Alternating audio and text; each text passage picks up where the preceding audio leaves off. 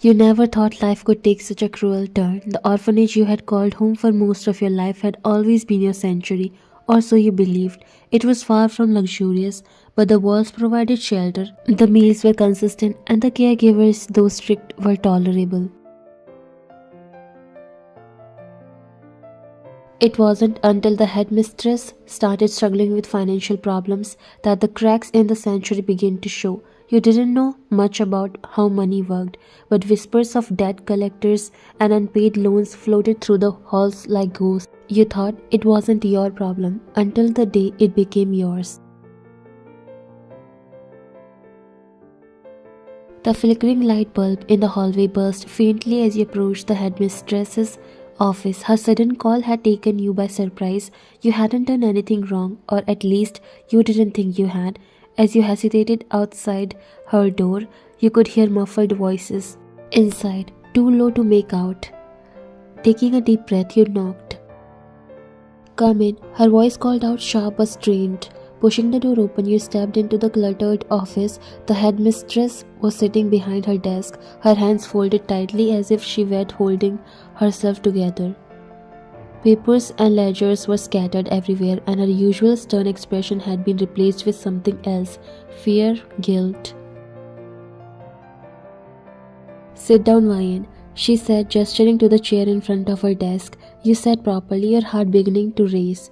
"Is everything okay, ma'am?" She forced a smile, though it didn't reach her eyes.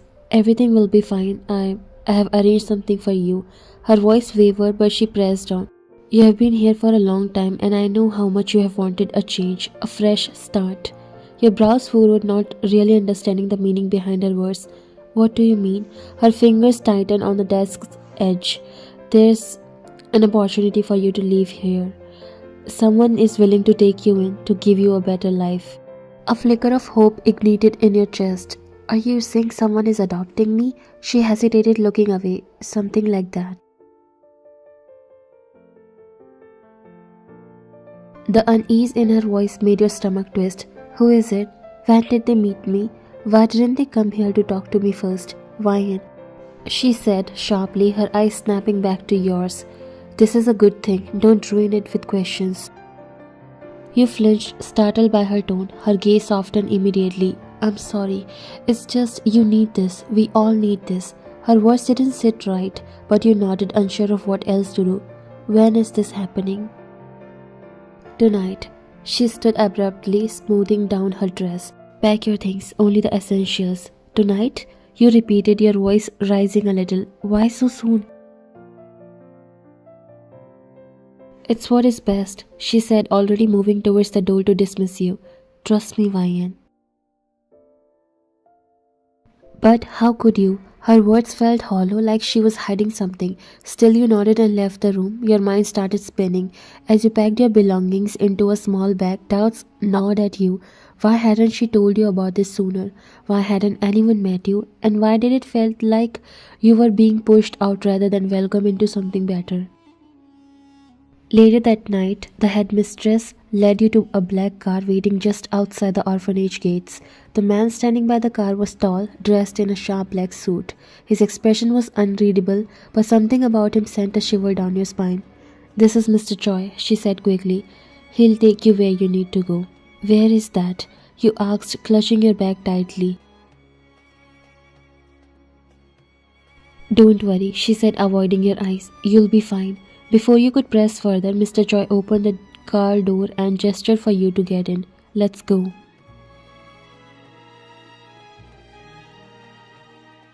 "Wait," you started, but the headmistress cut you off. "Why?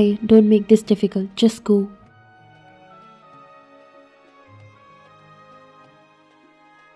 You glanced between her and the car, your instincts screaming at you to run. But where would you go? With no choice, you climbed into the back seat. The door slammed shut behind you, sealing your fate. As the car pulled away, you stared out the window at the orphanage, disappearing into the distance. A heavy silence filled the car, broken only by the hum of the engine. "Where are we going?" you asked finally. Mr. Choi didn't answer. His eyes flicked to you in the rearview mirror, cold and indifferent. Hey, I asked you a question. You said louder this time. Sit back and be quiet, he said strictly. Fear gripped you, but you bit your lower lip and stayed silent. The city lights blurred past as the car sped through the streets. Something was wrong, terribly wrong. Hours later, the car came to a stop in front of a dimly lit warehouse. Your heart pounded as Mr. Choi opened the door and gestured for you to get out. Move. I'm not going in there, you said. Your voice was shaking. A quiet scream left your mouth when he grabbed your arm roughly. I wasn't asking. You stumbled out of the car, struggling against his grip as he dragged you towards the building. Inside, the air was heavy with the smell of oil and damp concrete. Several men in suits stood in a circle, their faces obscured by shadows. What is this? You demanded. Panic started rising in your chest. Payment. One of the men said simply. His voice was chillingly calm. Payment for what? You shouted, trying to pull away. Mr. Choi shoved you forward and you fell to your knees in the center of the circle. This one's yours, he said to someone in the shadows. A figure stepped forward and your breath caught in your throat. The man was tall, his dark eyes sharp and unyielding. And there was something eerily familiar about him, but you couldn't place it. You're selling her? The man Jeon'sworld asked, his voice calm but dangerous. Debts need to be paid. The headmistress replied, her voice weak. She was here too, standing behind you like a coward. Your blood ran cold as the truth sank in. You weren't being adopted, you were being sold. Mrs. Jordan, how can you do this to me? You said, unable to control your disbelief, but she didn't say anything. Jungkook took a step forward. His eyes were locked on you. There was something disturbingly familiar about him, but your mind was too clouded by panic to place it. He reached into his pocket, pulled out a thick envelope of cash, and handed it to the man beside him. She's mine now, he said simply. No, you screamed, scrambling to your feet. I'm not going anywhere with you. You lunged towards the exit, but Jungkook was faster. His strong arms wrapped around you, pinning you in place. Settle down, you're safe with me, he murmured, only for you to hear, and you looked at him. He was so close and all you wanted was to run away.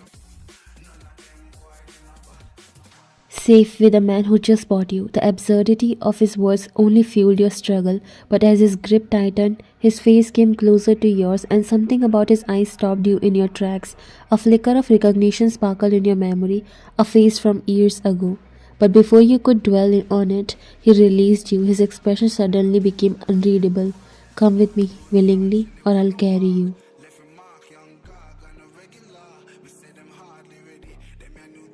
You stood frozen, his words echoed in your mind. The cool, dim warehouse seemed to press in on you, and the weight of what had just happened made it hard to breathe. You stared at Jungkook, your fear battling with the strange familiarity of his face. Willingly, you managed to say, even though your voice shaking. You just bought me like I'm an object, and you want me to go with you.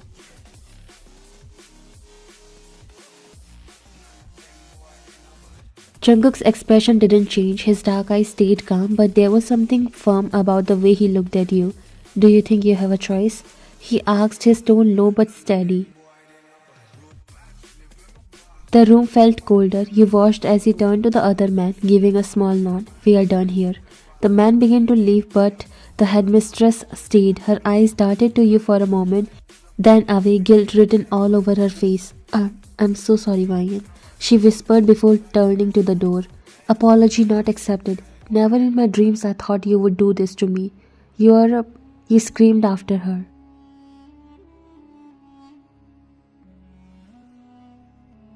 The anger in your voice didn't seem to faze Jungkook. Instead, he stepped closer, his hand reaching for your wrist. Let's go. No, you said sharply, pulling your arm back.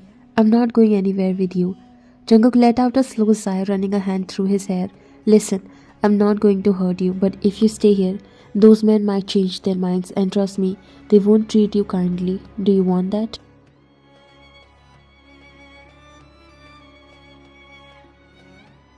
You glanced back at the shadows of the warehouse where the man had been standing. Their cold, hungry stares flashed in your mind and a shiver ran through you.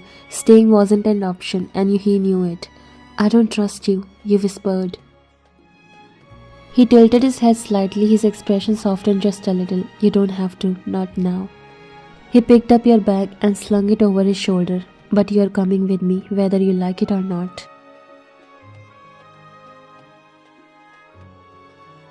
You didn't argue this time. As he guided you outside, the cold night air hit your skin and you wrapped your arms around yourself. A sleek black car was parked nearby, its windows dark and uninviting. Jungkook opened the passenger door and motioned for you to get in. You hesitated, staring at the street behind you.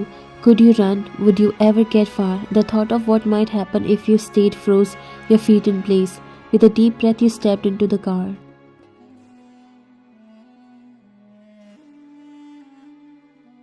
The drive was quiet. You sat stiffly in the seat, clutching your hands in your lap as you stared out the window. The city lights blurred past, but your thoughts were too scattered to focus on anything. After what felt like forever, you finally broke the silence. "Why did you do this?" you asked. Your voice was barely above a whisper. "To protect you," he replied without looking at you. You turned to him, frowning. "Protect me? From what?" "From people worse than me," he said simply. His answer didn't make you feel better. "But why? You don't even know me." At that, he glanced at you briefly, a small, bitter smile tugging at his lips. "Don't I?" You blinked, confused. What's that supposed to mean? Instead of answering, Jungkook pulled the car to a stop in front of a large modern house. Its tall gates and sleek design screamed wealth. He stepped out of the car and walked around to open your door. When you didn't move, he leaned down, meeting your eyes. His voice was calm, almost soft. "We'll talk inside. You're safe now." Safe. The word sounded hollow coming from him, but with no other options, you stepped out of the car and followed him to the front door. As you walked into the house, his earlier words echoed in your mind. There was something about him, something you couldn't place. You had the nagging feeling you should know him, but the fear and confusion clouding your thoughts wouldn't let you figure it out. One thing was certain, whatever this was, your life would never be the same again. The room Jungkook gave you was massive, far larger than anything you had ever called your own. The bed was soft, the windows draped with elegant curtains, and the furniture polished to a shine, but none of it felt comforting. It felt cold, unfamiliar and suffocating. You sat on the edge of the bed, your thoughts were racing. The events of the day played on a loop in your head, and you couldn't stop the fear that churned in your stomach. What did Jungkook want from you? Why did he bring you here? The silence was heavy, broken only by the sound of the door opening. Your head snapped up, and there he was, stepping inside like he owned the world. And you? "Get out," you said sharply, your voice was trembling. Jungkook paused, raising a brow at your tone. "Relax, I just want to talk." But you didn't trust him, not for a second. Your eyes darted to the bedside table where a decorative knife lay as a part of the room's aesthetic. Without thinking, you grabbed it, holding it out in front of you with shaky hands. "Stay away from me," you shouted. "If you come any closer, I won't hesitate to kill you, I swear." Jungkook stopped in his tracks, his dark eyes widening in surprise. Then, to your shock, a small chuckle escaped his lips, half amused, half something else you couldn't place. "Whoa," he said, raising his hands in mock surrender. "Calm down, my angry bird. Let's not get ahead of ourselves, okay? Don't call me that." You spat, your grip tightened on the knife. "If you think you can take advantage of me, then forget it. I'm not some helpless girl you can just control." Jungkook's smile faded and his gaze softened as he watched you whine. You shook your head, tears welling up in your eyes.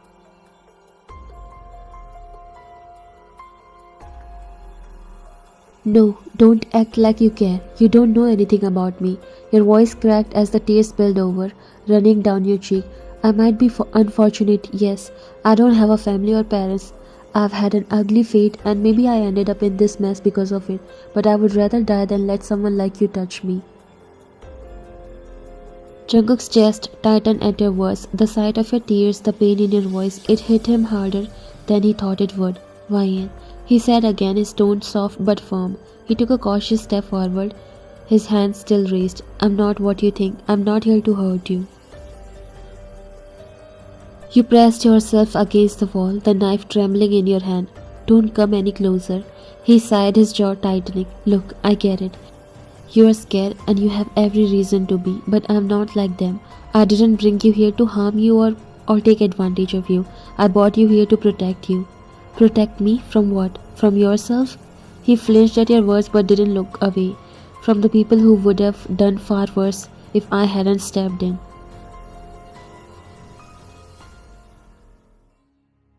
You stared at him, your mind was racing. Was he telling the truth? Could you even believe him?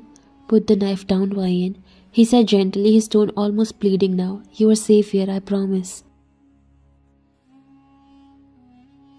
Your grip on the knife loosened slightly, but your body remained tense. Jungkook took another step forward, closing the distance between you. I'm not your enemy, and I'll prove it to you, but I need you to trust me, even just a little. You scoffed in disbelief. Trust you? First of all, you don't seem like a normal man, and I'm sure you're definitely not. On top of that, you're the one who brought me. Do you still want me to trust the man who now technically owns me? Jungkook tilted his head, an amused smile playing on his lips. His dark eyes scanned your face, taking in every bit of your defiance and fear.